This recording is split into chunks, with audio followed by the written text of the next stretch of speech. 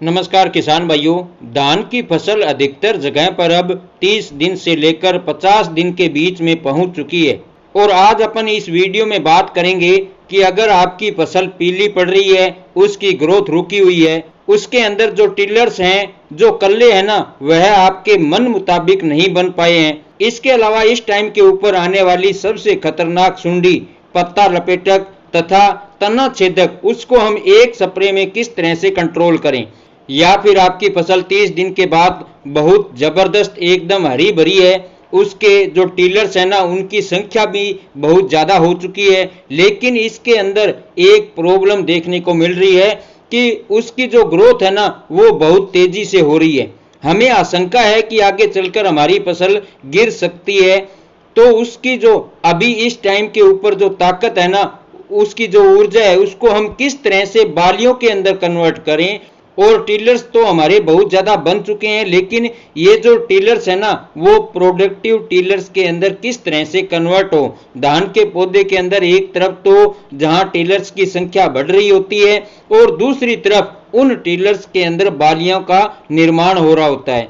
तो इस टाइम के ऊपर अपन को सबसे ज़्यादा ध्यान देना है कि जो टिलर्स बन रहे हैं, जो कल्ले बन रहे हैं, उनको देख के खुश नहीं होना है। वो कल्ले ज्यादा से ज्यादा प्रोडक्टिव टिलर्स के अंदर तब्दील हों, आगे चलकर उनमें सभी में बालियां निकले, बालियों की लंबाई अच्छी होनी चाहिए, उनके अंदर पूरे दाने भरने चाहिए, दाने लंबे, बोल्ड और चमकीले होने चाहिए।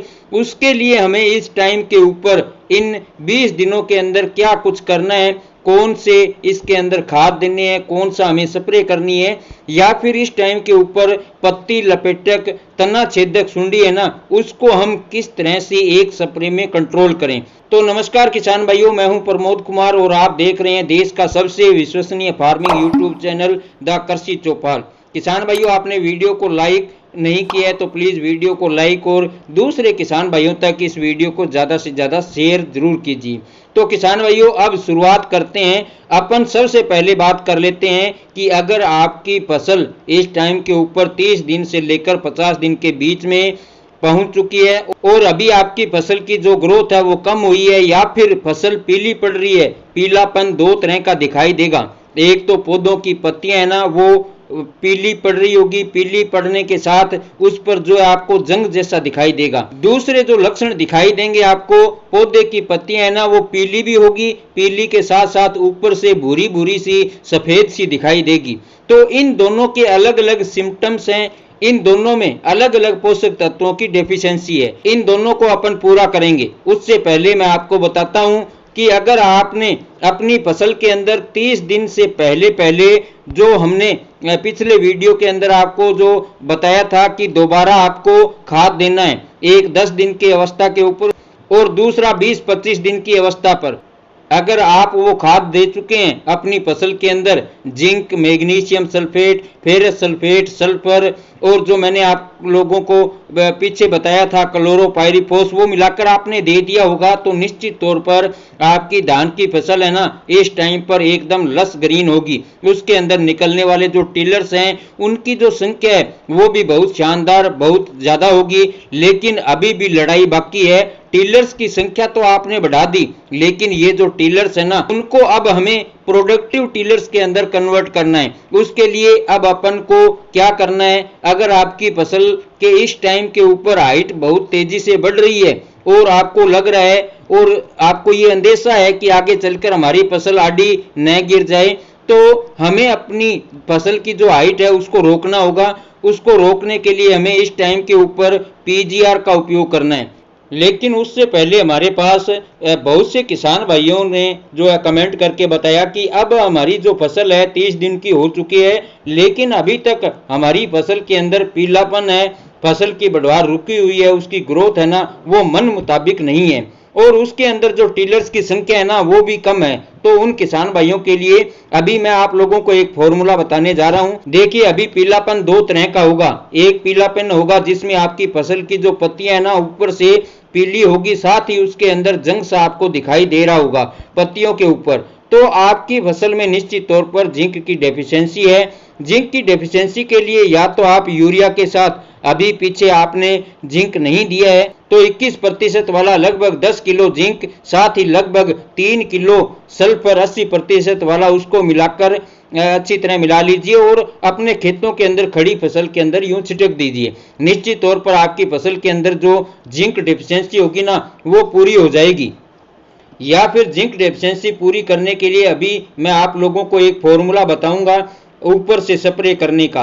दूसरी तरफ आपकी फसल के अंदर जहां एक तरफ पीलापन भी है और पत्तियों के अंदर आपको पीली के साथ ऊपर से भूरी भूरी सी सफेद सी दिखाई देगी, तो निश्चित तौर पर आपकी फसल के अंदर फेरस यानी कि लोहे की कमी है। फेरस सल्फेट की कमी को हम दो तरह से पूरा कर सकते हैं। या तो आप 19% वाला फेरस सल्फेट लेकर यूरिया में मिलाकर अपनी खड़ी फसल के अंदर ऊपर से छिट्टा मार दीजिए। दूसरा अभी मैं बताता हूं कि इन दोनों की पूर्ति के लिए एक सिंगल स्प्रे का फॉर्मूला, जिसके अंदर आपकी जिंक की डिफिशियंसी भी पूरी हो जाएगी और फेरस सल्फेट की डिफिशियंसी भी पूरी हो जाएगी। तो इसके अंदर आपको 33% वाला जिंक है ना, वो लेना है 700 ग्राम और फेरस सल्फेट 19% वाला 600 ग्राम लेना है। और साथ ही आपको 1 किलोग्राम यूरिया लेना है लगभग 150 से 160 लीटर पानी के अंदर मिलाकर, और अपने खेत के अंदर 1 एकड़ जमीन में इसकी स्प्रे कर दीजिए। आपकी फसल के अंदर जिंक और फेरस की जो डेफिशिएंसी है वो इस स्प्रे से पूरी हो जाएगी। अब बात करते हैं, आपकी फसल एकदम लस ग्रीन है, बहुत जबरदस्त उसके अंदर टिलर्स की संख्या बढ़ चुकी है। आपको ये अंदेशा है कि हो सकता है आगे चलकर आपकी फसल कहीं गिर न जाए, तो उसके लिए अभी आपको पीजीआर का उपयोग करना होगा। पीजीआर कौन सा करोगे आपको लेना है लगभग 30 से 35 किलोग्राम यूरिया। यूरिया के अंदर आपको पेक्लोब्यूट्राजोल लेना है, जैसे कि तबोली आता है सुमिटोमो कंपनी का, या सिजेंटा का कल्टार आता है। जो तबोली आता है सुमिटोमो कंपनी का, उसके अंदर 40% पेक्लोब्यूट्राजोल होता है। ये आपको लेना है 50 ml लगभग 30 से 35 किलोग्राम यूरिया के अंदर। दूसरी तरफ जो कल्टार है जिसके अंदर आता है 23% पेक्लोब्यूट्राजोल, वो लेना है आपको 100 ml पर एकड़ के हिसाब से डोज बता रहा हूं, और वही आपको 30 से 35 किलोग्राम यूरिया के अंदर मिलाकर अपने खेत के अंदर छिटक दीजिए। इससे क्या है, आपकी फसल की जो ग्रोथ है ना, वो बहुत तेजी से जो बढ़ रही है वो रुक जाएगी। दूसरी तरफ जो आपके खेत के अंदर जो ताकत है ना, वो कहाँ जाएगी, वो सीधे अभी जो बालियां बन रही है उन बालियों के अंदर पहुंच जाएगी। या फिर दूसरी तरफ एक और समस्या आप लोगों के सामने इस टाइम पर धान की फसल में आ रखी होगी कि सुंडी की, जो पत्ती लपेटक सुंडी है या तना छेदक सुंडी है ना, उसका इस टाइम के ऊपर बहुत ज्यादा प्रकोप होता है। तो उसकी रोकथाम के मैं 2 तरीके आपको बताऊंगा। एक तो जो आप यूरिया देने जा रहे हैं ना, जो अभी मैंने आप लोगों को बताया 30-35 किलो यूरिया, जो आपको तीसरी डोज अपने खेतों के अंदर डालनी है, उसके अंदर आप कार्टाफ हाइड्रोक्लोराइड लगभग 5 किलो पर एकड़ के हिसाब से, और साथ ही अगर इसके अंदर हो सके तो आधा किलोग्राम थाइफिनाइट मिथाइल जो फंगिसाइड है ना, उसको भी लेकर इस यूरिया के अंदर जो आपका तीसरी डोज है ना, उसके अंदर मिलाकर के अपने खेतों के अंदर छिटक दीजिए।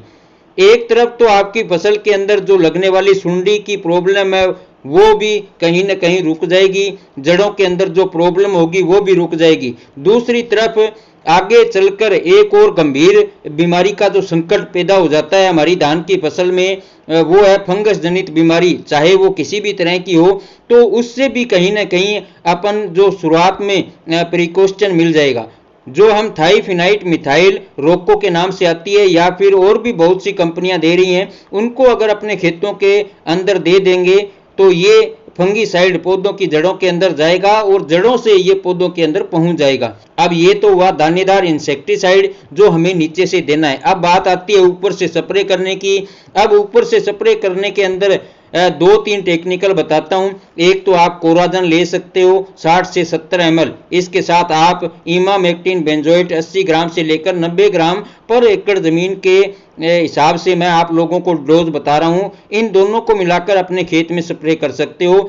इससे क्या है, जबरदस्त रिजल्ट आपको देखने को मिलेगा। इसके अलावा 2 टेक्निकल और बताता हूं। एक तो आता है बायर कंपनी का वाइगो, या फिर दूसरी तरफ सिजेंटा का NCPO। इन दोनों इंसेक्टिसाइड में से आप कोई सा भी एक इंसेक्टिसाइड लेकर अपने खेत के अंदर स्प्रे कर सकते हो। अगर आपको यह महंगे लग रहे हो तो मैं आपको एक हल्का बिल्कुल कम पैसे वाला एक फॉर्मूला बताता हूं।